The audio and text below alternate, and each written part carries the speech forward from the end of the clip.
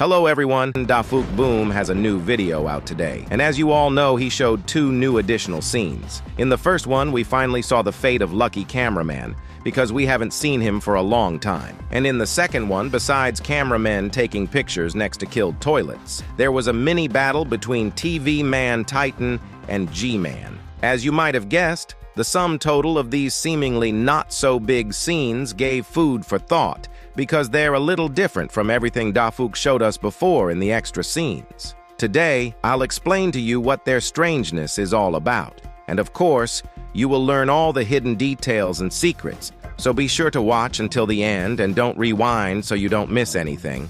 And don't forget to like, because if we get 20 likes, tomorrow we'll release a super interesting video with a cool global theory, just the way you like it. Anyway, here we go. As you know, we usually start sequentially, and it would be more logical to tell you about the first scene now and then about the second. But this time I'll do the opposite, and if you watch carefully, you'll soon understand why I did it that way. In the preview of this video, we see TV Man Titan and G-Man with a knife in his eye. It's no wonder, as Dafuk Boom needs to motivate as many people as possible to click on the new video and gain more views. Choosing just such a shot for the preview is a good choice. Along with that, naturally, he had to do that extra battle to justify this particular shot. You might think that the scene with this battle, which takes place between episodes 73 and 74, is almost useless from the story side. However, this is not the case at all. Let's pay attention to their dialogue first and then break down the details so you understand my conclusion. In front of G-Man, TV Man Titan teleports in and tells him, "You can't run forever." To this, G-Man replies, "Give me one chance." TV Man's next phrase is pretty expected. He asks him, "After all that you've done?" and adds, "Never," and then called him a coward.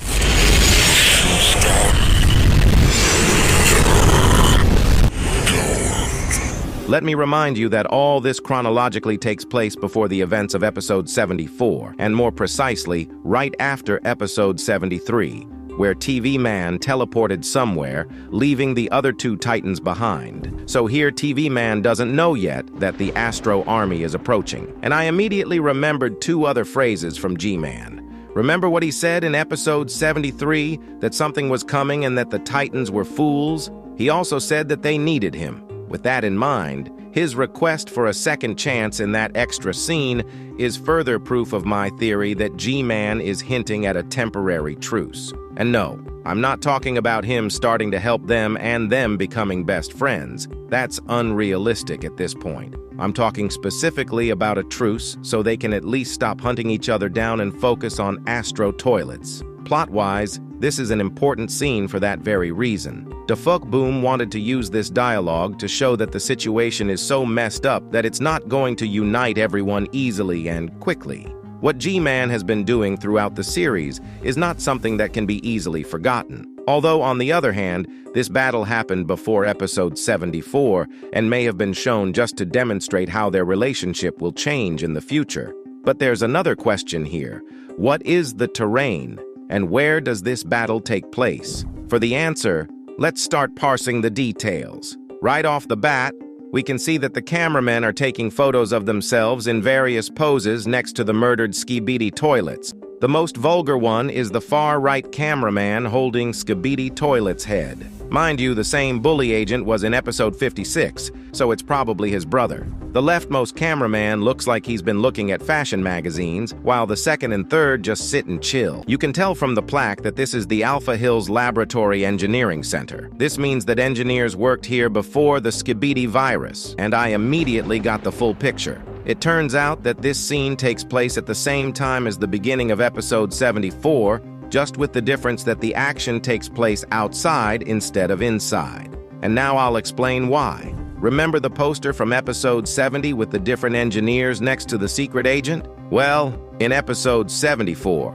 those very same engineers were among the people and some of the toilets, like this one with the purple TV man stealing his head. So it's not hard to guess that since so many engineers are gathered next to each other, they're in the engineering center. So what does that tell us? I think you can guess. Now we move on to the first additional scene, which chronologically takes place between episodes 72 and 73.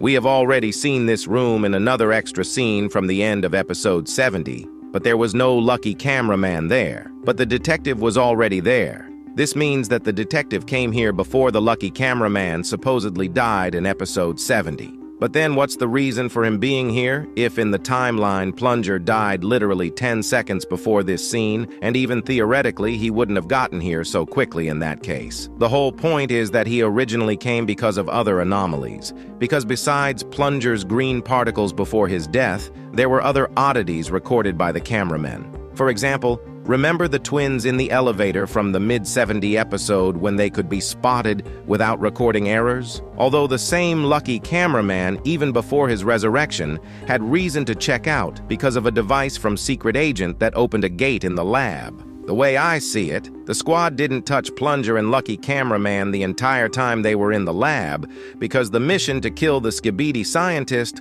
was prioritized. They waited until the mission was over and they were in the hospital so they could be held for interrogation after treatment. But as we know, all the witnesses with anomalies and recording errors died, and only Lucky Cameraman of such select cameramen was alive, and that was because he was resurrected by the secret agent himself with the words that he had more work to do. Based on everything I have listed, it seems to me that he is not stupid and knew that Lucky Cameraman would be detained by the detective. I think this is part of the secret agent's plan, and he needed to get Lucky Cameraman to him for his devious plan. As Lucky Cameraman looks at his hand, you can see in the background that the detective is just getting closer. This means that he has already been told that Lucky Cameraman is normalizing and finishing his recovery. At this time, Lucky Cameraman, unsuspecting, gives a thumbs up to the doctors, showing that he is already feeling well, and walks towards the door. When the door opens, we see the detective holding his cylinder with his hand and epically redirecting his gaze towards us,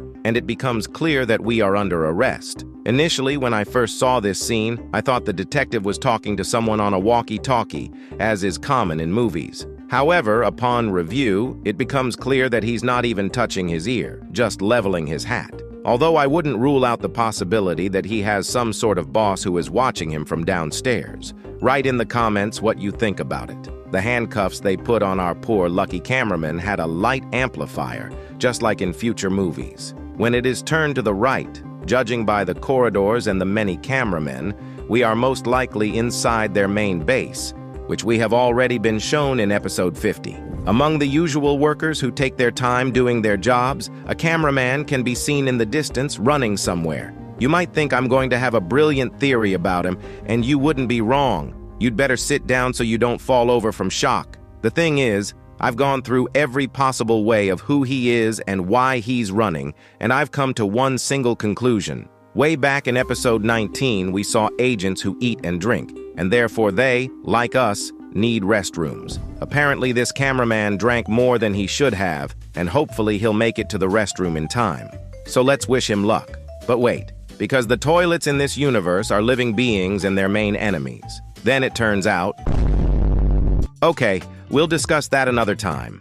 Be sure to subscribe to the channel so you don't miss tomorrow's video, and if you haven't watched it, I advise you to watch my analysis of episode 74.